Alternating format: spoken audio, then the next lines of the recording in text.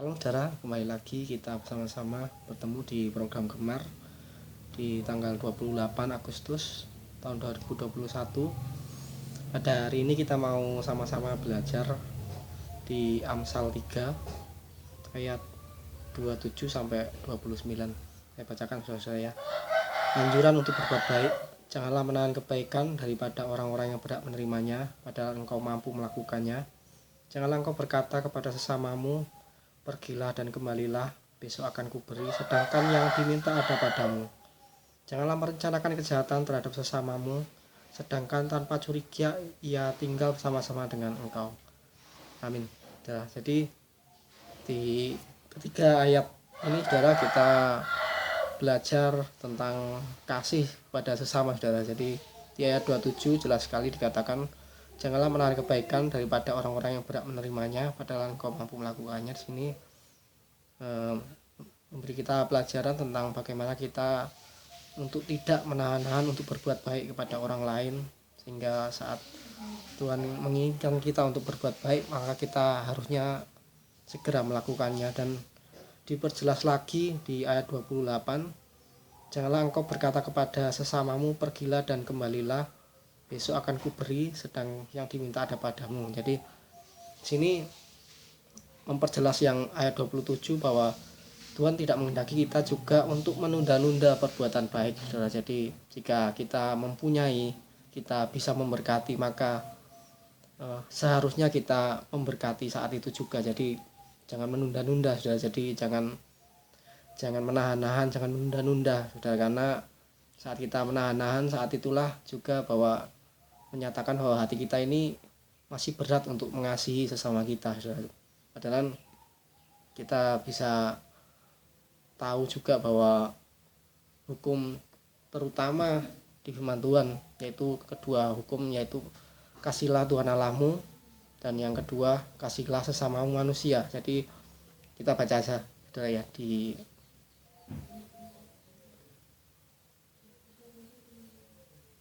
Matius 22 ayat 39. Dan hukum yang kedua yang sama dengan itu ialah kasihilah sesama manusia seperti dirimu sendiri.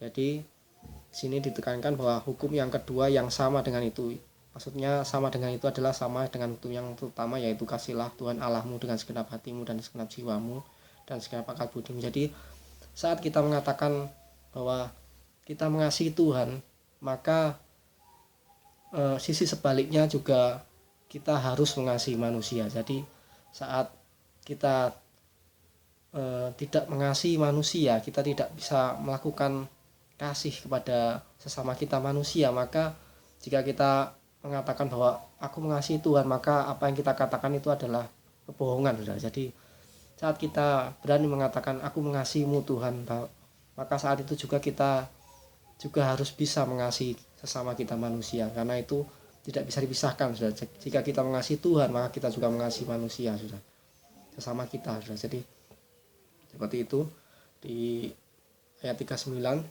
juga.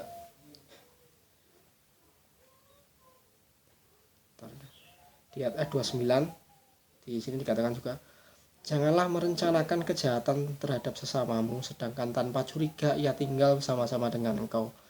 Di sini juga beri kita pelajaran tentang kasih juga, bahwa kasih itu sesuatu yang tulus, saudara. Jika kita tulus mengasihi, maka kita tidak memakai topeng, saudara. Jadi maksudnya saat kita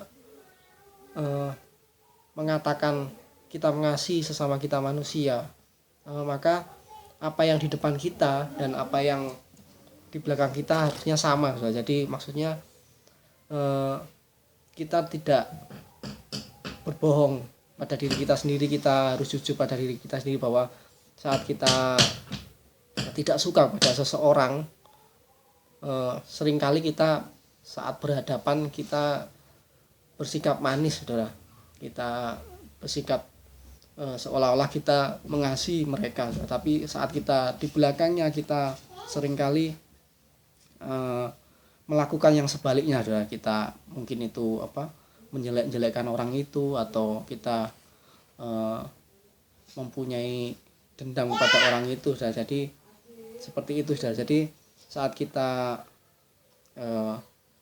mengasihi seseorang saudara, saat kita mengasihi sama kita manusia, maka harusnya kita benar-benar mengasihinya saudara. Jadi bukan palsu saudara, seperti itu saudara. Jadi ayat 29, jangan merencanakan kejahatan terhadap sesamamu sedang tanpa curiga ia tinggal bersama-sama dengan engkau. Dan ini bisa dikatakan juga sifat yang licik saudara. Jadi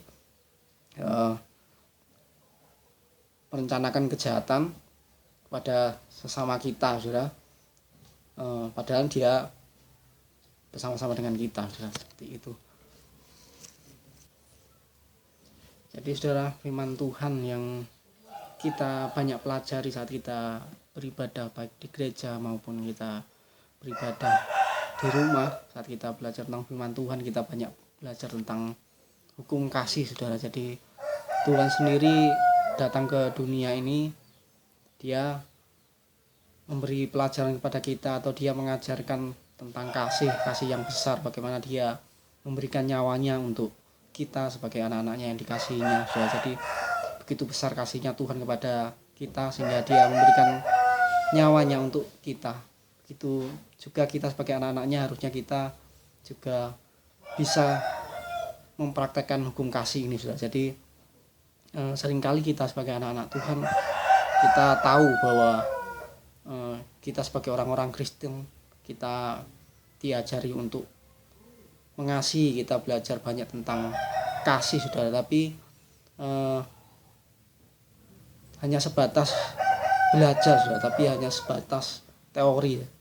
Kita sering kali di gereja bernyanyi tentang kasih, kita belajar tentang kasih, tapi saat mempraktekannya kita susah saudara, tanpa sadar seperti itu saudara. Jadi kita bisa baca di Yakobus 1 ayat 25, saya bacakan. Tetapi barang siapa meneliti hukum yang sempurna, yaitu hukum yang memerdekakan orang, dan ia bertekun di dalamnya, jadi bukan hanya mendengar untuk melupakannya, tapi sungguh-sungguh melakukannya, ia akan berbahagia oleh perbuatannya.